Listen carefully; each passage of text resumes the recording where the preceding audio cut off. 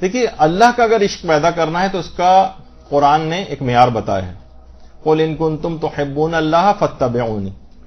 کہ محبت الہی کا جو ضروری مظہر ہے وہ رسول کی سیرت کی پیروی میں، کہ تم ان سے کہہ دو کہ اگر یہ خدا سے محبت کرتے ہیں تو پیغمبر اسلام کی تم کو اطاعت کرنا پڑے گی، تو ان کی احادیث کو یاد کیجئے، ان کے فرامین کو یاد کیجئے۔ یہی وجہ ہے کہ آیت اللہ ناصر مکارم شیرازی بھی فرماتے ہیں کہ معصومین کی محبت اگر کسی کو دل میں پیدا کرنا ہے تو ان کی سیرت کا بغور مطالعہ کریں اور ان کے فرامین کو پڑھیں، تو خود بخود ان کی محبت دل کے اندر بڑھنے لگے گی۔ ہمارے ہاں پہلے مرحلے میں اس علم کو حاصل کرنے ہی سے روک دیا جاتا ہے، یا انسان اس کی طرف التفات نہیں کرتا، تو یہ لفظی زبانی جمع خرچ ہوتا ہے کہ ہمیں اہل بیت سے بہت محبت ہے، جبکہ عمل ان سے کوسوں دور ہے، ان کی سیرت کی پیروی کی کوئی پرواہ نہیں ہے، اور بتایا بھی جائے کہ فرامین آپ کے لیے ائمہ نے کہیں تو ہم بالکل ان کے اوپر توجہ دینے کو تیار نہیں ہوتے۔ تو دیکھیے، اور پھر اسی کے اندر غیر اللہ کی محبت کا پھر مزہ چکھنا پڑتا ہے، اور وہ عذاب کے طور پر مبتلا ہوتی ہے، پروردگار اپنی محبت ان کے دلوں سے اس انداز سے نکال لیتا ہے۔ تو دیکھیے کتنی قرآنی آیتیں بھی ایسی ہیں کہ جس کے اندر باقاعدہ اس کا معیار بتایا گیا ہے کہ پروردگار نے کہا ہم ایسی قوم کو عنقریب لے کر آئیں گے کہ یحبہم و یحبونہ، کہ وہ اللہ سے محبت کرتی ہوگی اور اللہ اس سے محبت کرتا ہوگا، لیکن اس کا معیار بھی بتایا، اور 4 شرطیں اس کے اندر بتائی گئیں۔ 4 شرطیں، اللہ کی محبت کی 4 نشانیاں اس آیت کے اندر ہیں۔ نمبر 1 ہے مومنین سے وہ نرم رویہ اختیار کرتے ہوں گے۔ یہ اللہ کی محبت کی نشانی اگر کوئی پیدا کرنا چاہے، مومنین سے نرم رویہ اختیار کرنا شروع کر دے۔ اس کا مطلب یہ اگر کوئی شخص گھر میں بیوی کو تنگ کر رہا ہے، اپنی اولاد کو تنگ کر رہا ہے، یا کوئی بھی ایک رشتہ دار دوسرے، کیونکہ پوری مخلوق عیال خدا ہے، اللہ کے گھر والوں کو ایک لحاظ سے کوئی تنگ کرے تو کیسے ممکن ہے کہ اللہ اس سے راضی ہو جائے؟ تو جو مومنین سے نرم رویہ اختیار کرے گا، یعنی وہ جو 4 شرطیں جو پیچھے عربی عبارت کے اندر موجود تھیں وہ آپ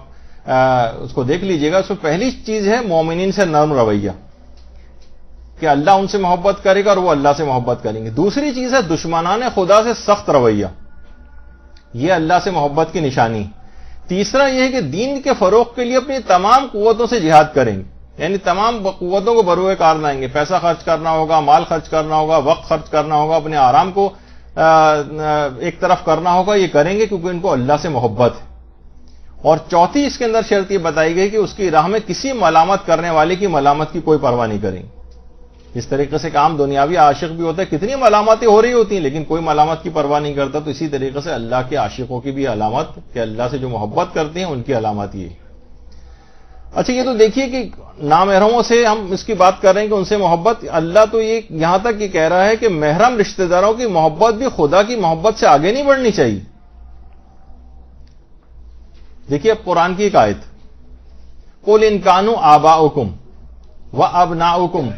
وَإِخْوَانُكُمْ وَأَزْوَاجُكُمْ وَعَشِيرَتُكُمْ وَأَمْوَالٌ اقْتَرَفْتُمُوهَا وَتِجَارَةٌ تَخْشَوْنَ كَسَادَهَا وَمَسَاكِنُ تَرْضَوْنَهَا أَحَبَّ إِلَيْكُم مِّنَ اللَّهِ وَرَسُولِهِ وَجِهَادٍ فِي سَبِيلِهِ فَتَرَبَّصُوا حَتَّى يَأْتِيَ اللَّهُ بِأَمْرِهِ وَاللَّهُ لَا يَهْدِي الْقَوْمَ الْفَاسِقِينَ۔ کہہ دو اے رسول کہ اگر تمہارے باپ، سارے محرم رشتہ دار بتائیں، تمہارے باپ، تمہارے بیٹے، تمہارے بھائی، تمہاری بیویاں، تمہارے رشتہ دار،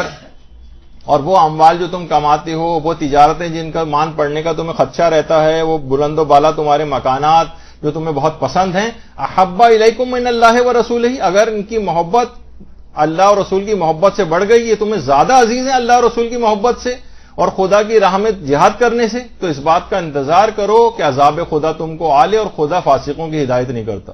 تو ان کی محبت اگر بڑھ جائے، جو محرم رشتہ دار ہیں، جو تمام جائز چیزیں گنوائی ہیں، تو اس کو کہا کہ تم یہ افراد جو ہیں فاسق شمار کیے جائیں گے اور عذاب الہی ان کو آلے گا، کیونکہ ان کی محبت کا اس انداز سے اگر غلبہ ہو گیا تو اس کے مظاہر یہ ہوں گے کہ پھر پروردگار کے احکامات کی مخالفت کریں گے۔ تو سوچیے کہ جب ایک محرم رشتہ داروں کے لیے یہ والا حکم ہے، تو نامحرم